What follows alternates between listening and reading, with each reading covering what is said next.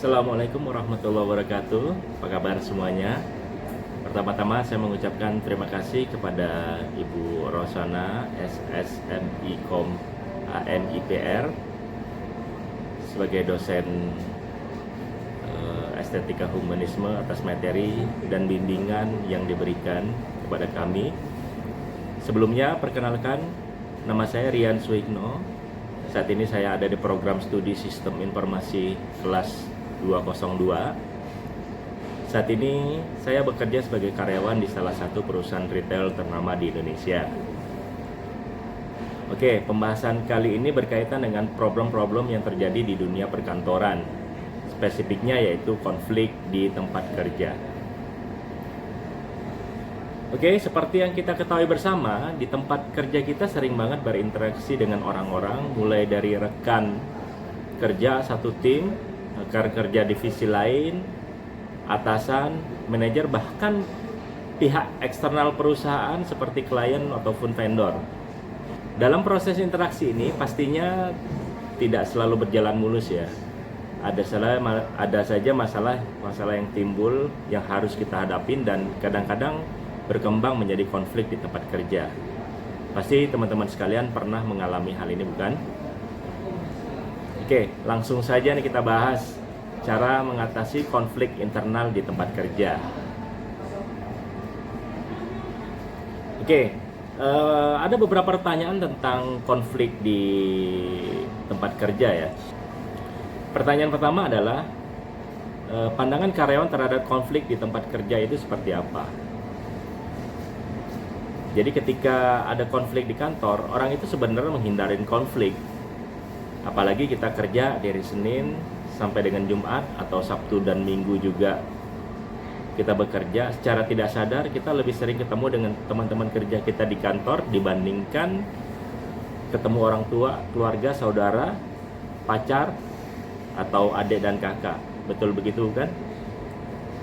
Agar kerjanya bisa santai dan nyaman, seringkali kita menghindari konflik. Namun di satu sisi konflik itu tidak bisa dihindari. Lebih penting untuk mengetahui bagaimana cara merespon konflik dibandingkan mencari tahu siapa yang menciptakan konflik.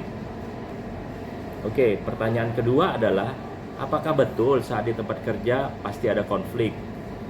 Jawabannya adalah pasti ada, karena dimanapun kita bekerja, konflik itu akan selalu ada. Kemudian ada pertanyaan selanjutnya, yaitu seperti apa sih konflik yang sering terjadi di tempat kerja kita? Jadi kita bagi menjadi 3 skala untuk konflik ini. Ada skala kecil, skala sedang, dan skala besar. Nah, untuk skala kecil, kita kasih contoh misalkan masalah printer. Kemudian untuk skala yang sedang, yaitu di dalam tim, keributan-keributan di dalam tim, entah pada saat brainstorming ataupun kerja kesehariannya seperti biasa.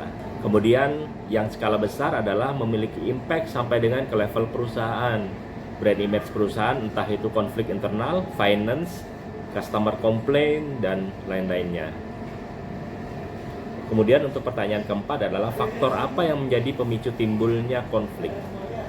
Sebenarnya permasalahan konflik ini ada dua ya, dibagi menjadi dua. Yang pertama adalah masalah komunikasi dan emosi. Komunikasi itu kadang-kadang konflik itu cuma masalah deliver dari informasi itu tidak akurat dan tidak tepat ya. Kemudian yang selanjutnya adalah emosi. Kadang-kadang masalah yang kita hadapin itu lebih cepat selesai kalau kita tidak pakai emosi.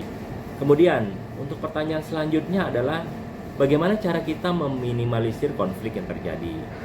Yang pertama, cara meminimalisir konflik yang terjadi yaitu menjalin hubungan yang baik dengan atasan dan rekan kerja kita ya. Yang kedua, bagaimana cara kita merespon konflik yang ada. Jadi responnya positif atau negatif ya. Kemudian yang ketiga, konflik akan cepat selesai jika kita mengendalikan diri saat diberikan kritik dan saran. Kemudian yang keempat adalah tidak menganggap pesaing itu sebagai musuh ya. Oke, kemudian yang terakhir adalah terus belajar. Cukup sekian pembahasan dari saya tentang konflik manajemen yang sering terjadi di tempat kerja kita. Semoga materi ini bermanfaat untuk kita semua. Lebih dan kurangnya saya mohon maaf. Terima kasih dan wassalamualaikum warahmatullahi wabarakatuh.